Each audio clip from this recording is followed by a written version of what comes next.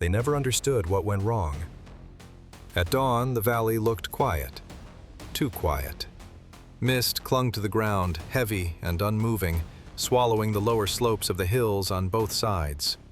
The road was narrow, pressed between rising terrain and thick forest.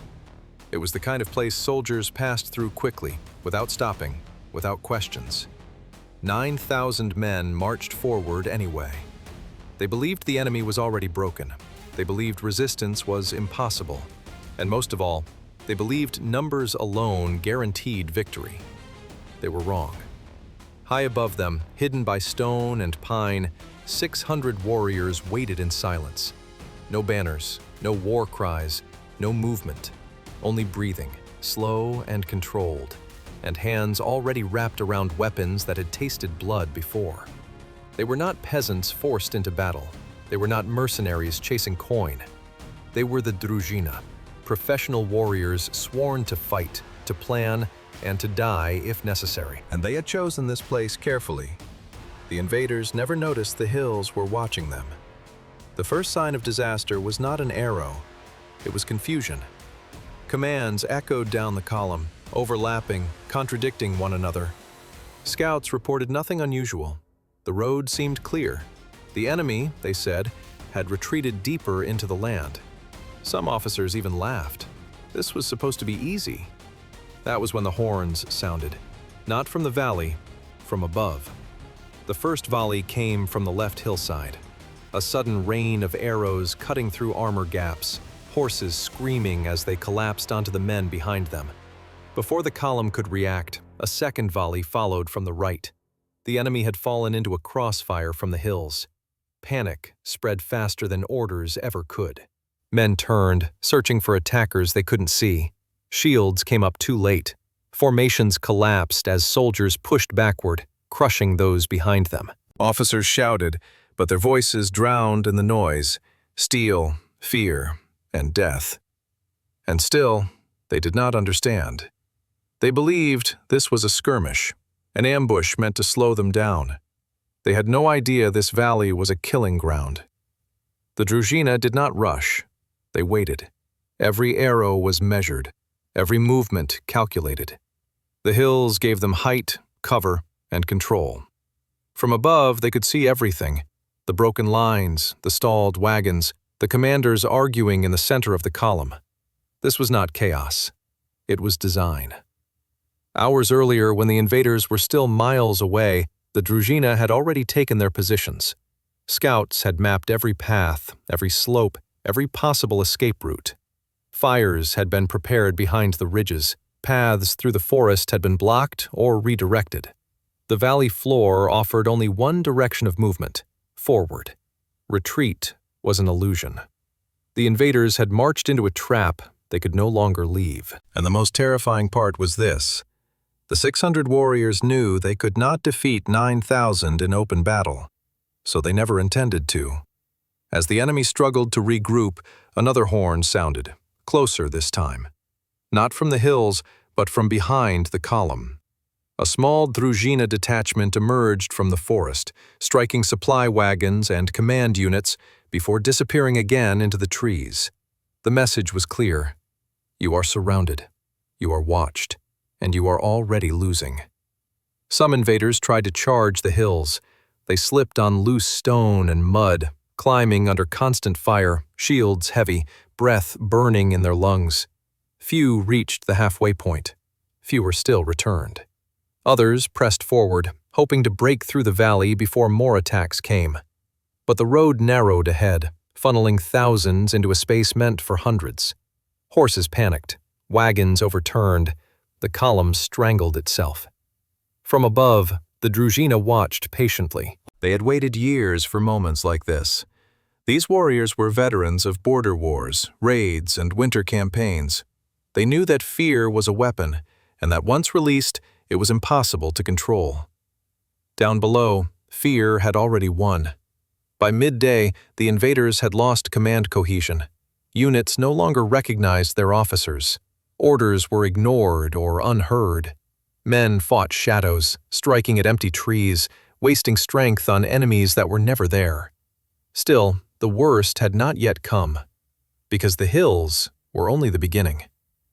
If you think this battle was decided by numbers, stay. If you think this was luck, stay. Because what happened next turned a disastrous march into one of the most devastating defeats in medieval warfare. And this time, there would be no escape. By the time the sun reached its highest point, the valley had become a maze of bodies, broken equipment, and unanswered commands. The invaders were still alive, but they were no longer an army. They had marched in as a single force. Now they existed as fragments. Isolated groups huddled behind overturned wagons. Officers screamed orders that no one followed. Messengers ran in circles, delivering information that was already obsolete by the time it reached its destination. Above them, the Druzhina began the second phase. Until now, the hills had spoken only with arrows. Now, they spoke with movement. Small units descended along hidden paths carved into the slopes weeks earlier. Not in mass, not recklessly. Each group moved with a purpose, striking, vanishing, striking again from a different direction. To the invaders, it felt like the land itself was attacking them. Every attempt to reorganize was punished. When shields locked into formation, arrows targeted the exposed flanks. When cavalry tried to charge uphill, fire rolled down prepared channels, forcing horses to rear and break ranks. When commanders gathered to restore control, a sudden assault shattered the group and left their men leaderless once more. The valley amplified everything. Sound bounced between the hills, distorting distance and direction. Horns echoed where no warriors stood. War cries seemed to come from all sides at once. Fear multiplied with every heartbeat. The invaders began to make fatal assumptions. They believed the enemy was larger than it truly was. They believed fresh forces were arriving. They believed resistance was endless. That belief broke them. In reality, the Druzhina were conserving strength. Every movement was calculated to appear larger, louder, more chaotic than it truly was. A dozen warriors could sound like hundreds when positioned correctly. A single fire, placed at the right angle, could block an entire escape route. And escape was what the invaders wanted most. But there was nowhere to go. The forest behind them was dense, dark, and unfamiliar. Paths vanished after a few steps, swallowed by undergrowth and fallen trees. Those who ran into it alone were never seen again. Forward, the valley narrowed even further. What had once been a road became a corridor. What had been an army became a mass of bodies pressing against itself. Men suffocated in their armor. Horses collapsed under the weight of panic and exhaustion. Wagons jammed the passage, immovable, useless. The Druzhina had anticipated this. They had chosen this stretch of land because it denied the enemy their greatest advantage: numbers. 9,000 men meant nothing when only a few hundred could fight at once. The rest could only wait. And waiting, in that valley, meant listening. Listening to arrows strike shields. Listening to wounded men beg for water. Listening to commanders argue about a retreat that no longer existed. As the hours passed, discipline collapsed completely. Some invaders threw down their weapons, raising their hands in surrender toward hills that gave no answer. Others charged blindly, driven by desperation rather than strategy. A few attempted to negotiate, sending envoys forward under white cloth. None returned. Not because they were killed, but because there was no one to receive them. The Druzhina did not negotiate. They did not need to. This battle was never about honor. It was about annihilation. Late in the afternoon, the wind shifted. Smoke from the fires along the ridges drifted downward, filling the valley floor. Visibility dropped. Breathing became painful. Eyes burned. The invaders began to choke on the air itself. That was when the horns sounded again. This time, they were close. Very close. From the smoke emerged armored figures, moving fast, striking hard, and disappearing back into the haze before the enemy could respond. Short blades found gaps in armor. Axes crushed shields already weakened by arrows. The fighting became intimate, brutal, silent, personal. The Druzhina were no longer ghosts. They were executioners. Still, they did not stay. They struck, withdrew, and let fear do the rest. Every attack convinced the invaders that the end was near, even when it was not. Strength drained faster than blood. Men fought not to win, but to delay what they believed was inevitable. As dusk approached, the valley grew quiet again. Not peaceful, empty. Thousands were dead or dying. Thousands more were wounded, exhausted, broken. Fires burned low along the hills, revealing silhouettes that never moved. The invaders waited for night. They believed darkness might save them. They did not realize that Druzhina had been waiting for it too. Because when night fell, the valley would belong to those who knew it, and the final phase of the trap would begin. If you are still watching, understand this. What you have heard so far is only the preparation. What comes next is why this battle was remembered and feared for generations. Night did not bring relief. It brought clarity. As the sun vanished behind the hills, the valley descended into darkness, broken only by dying fires and the faint glow of embers scattered among the wreckage. The invaders welcomed the night at first. Darkness meant no arrows. Darkness meant the enemy could no longer see them. They were wrong again. The Druzhina did not rely on sight alone. They knew every slope, every stone, every narrow path carved into the hillsides. They had memorized the valley long before the invaders ever entered it. In the dark, they moved as if guided by the land itself. The invaders, meanwhile, were blind. Torches were dangerous. They marked positions instantly. Without them, men stumbled over bodies and broken equipment. Wounded soldiers cried out, revealing clusters of survivors that immediately drew attention from above. The hills answered every sound. A scream was followed by arrows. A shouted order by sudden silence. A lit torch by death. Fear became absolute. Groups of invaders pressed together, backs to wagons or rocks, trying to create something that felt like safety. But safety required leadership, and leadership had been erased hours earlier. No one knew who was in command. No one knew where to go. Every direction felt wrong. And then the drums began. Low, slow, irregular. Not to coordinate troops, but to break minds. The sound rolled down from the hills, echoing unpredictably, making it impossible to tell how many drummers there were, or where they stood. Some invaders believed an entire second army had arrived. Others believed the valley was cursed. Some simply dropped their weapons and sat down, refusing to move. That was when the Druzhina closed in. They did not charge. They hunted. Small units slipped between pockets of survivors, eliminating them quietly. A blade in the dark. A hand over the mouth. A body dragged away so no sound remained. The invaders began to realize something far worse than defeat. They were being erased. By midnight, resistance existed only in isolated bursts. A sudden clash of steel, a desperate shout, then nothing. Fires burned unattended.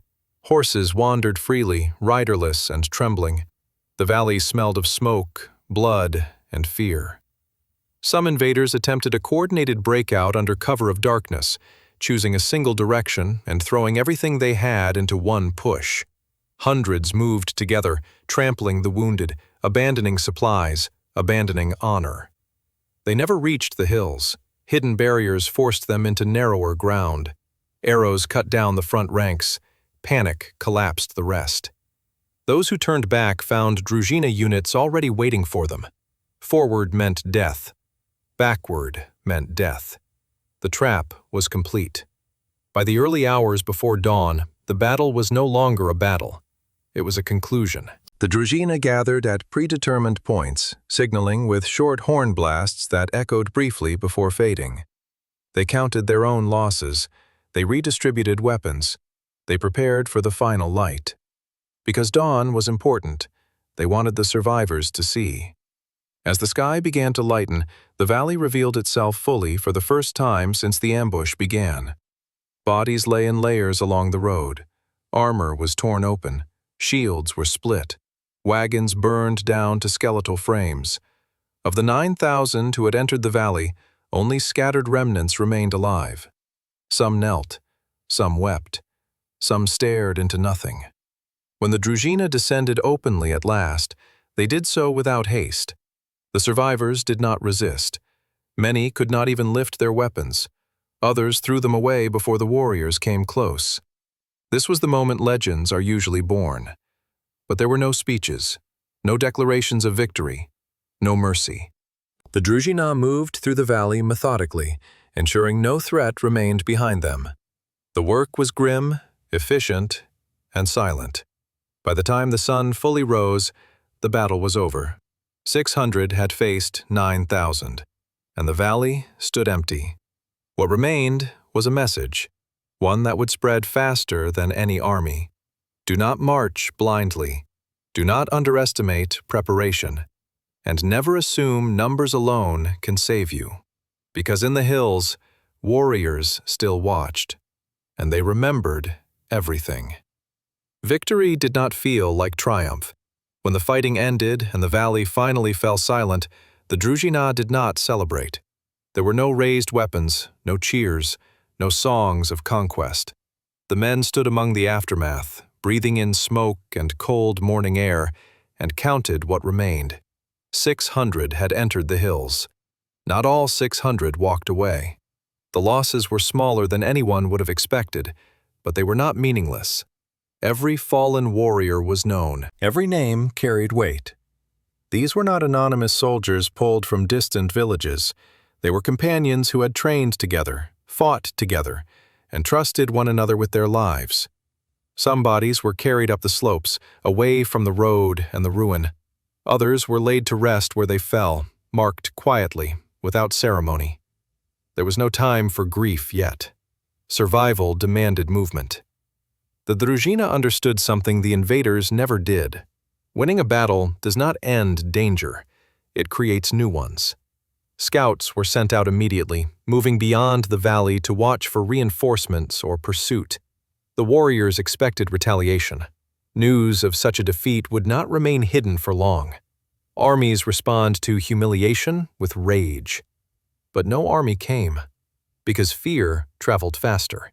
Word spread through nearby settlements and border outposts long before any formal report reached command. 9,000 men had vanished, not defeated, not routed, erased. The story grew with every retelling. Some said the hills themselves had attacked. Others claimed spirits had fought alongside the Druzhina. Numbers changed, details blurred, but the conclusion remained the same. Marching into that land meant death. The political impact was immediate. Supply routes were abandoned. Planned advances were delayed or canceled entirely. Commanders hesitated. Scouts refused to enter the region without overwhelming force, and even then they moved cautiously. All of it because of 600 warriors who had turned preparation into devastation. Yet among the Druzhina, there was no illusion of invincibility. They knew how close they had come to failure. A single mistake, a premature charge, a missed signal, a broken position could have collapsed the entire plan. Numbers would have crushed them in open ground. Courage alone would not have saved them. Only discipline had. As they withdrew from the valley, leaving nothing of value behind, the warriors moved the same way they had arrived, quietly, deliberately, without drawing attention. Fires were extinguished, paths were disguised, evidence of preparation was erased. The land would look empty again. To anyone who passed through later, it would appear as just another road between hills. No sign of what had happened there, no marker of the thousands who died. And that was intentional. The Druzhina did not want monuments. They wanted memory, because memory was stronger than stone. In the weeks that followed, the region changed. Villages that had lived in fear found space to breathe. Raids stopped. Borders stabilized. Not because treaties were signed, but because no one wanted to test those hills again. And the warriors returned to their duties. Some were sent north, others south. A few never fought again, carrying wounds that never healed properly. Life continued, indifferent to what had been achieved. History would reduce the battle to a footnote, a line in a chronicle, a number without faces. But those who were there never forgot. They remembered the sound of horns in the fog, the moment arrows first fell, the knowledge that retreat was impossible for either side. They remembered that preparation had outweighed numbers, that patience had defeated strength, that 600, acting as one, had reshaped the fate of thousands. And that knowledge became their greatest weapon. Time did what armies could not. It erased details. Years passed, then decades. Borders shifted, new wars replaced old ones. Chroniclers wrote carefully, often from far away, relying on second-hand accounts and political convenience. The valley remained, but the truth of what happened there slowly blurred. Numbers survived. Names did not. 9,000 became many. 600 became a force. The hills became difficult terrain. And with each retelling, the lesson weakened. Some claimed the invaders were inexperienced. Others insisted disease or weather played the decisive role. A few dismissed the battle entirely, calling it exaggerated or symbolic. They were wrong. Because battles like this do not disappear. They go underground. They live in military doctrine, in whispered warnings, in the pauses commanders make before marching into unfamiliar land. Every experienced strategist understands the unspoken rule. If an enemy chooses the ground, ask why. The Druzhina understood this better than anyone. They did not rely on heroism. They did not rely on chance. They relied on inevitability. By the time the first arrow flew, the outcome had already been decided. That is why this battle matters, not because of how many died, but because of how clearly it demonstrated a truth history keeps trying to forget. Overwhelming force does not guarantee victory. Preparation does. Discipline does. Patience does. 600 warriors did not defeat 9,000 because they were stronger. They won because the enemy never had a real choice. Every step forward had been predicted, every reaction anticipated, every escape removed before it was needed. The invaders did not lose in the valley. They lost the moment they marched into it without understanding it. Today the hills are quiet again. Grass covers the road. Birds nest where banners once stood. Nothing remains to warn the careless. But the lesson is still there, waiting for those who know how to listen. If this story held your attention, if you felt the tension even knowing the ending, understand why this channel exists. History is not about dates, it is about decisions. And the most dangerous decisions are made when people believe numbers will save them. Subscribe if you want more stories like this. Stories where strategy outweighs strength, where preparation decides fate, and where history is not told loudly, but accurately. Because somewhere, in hills just like these, warriors are still watching. And they are still waiting.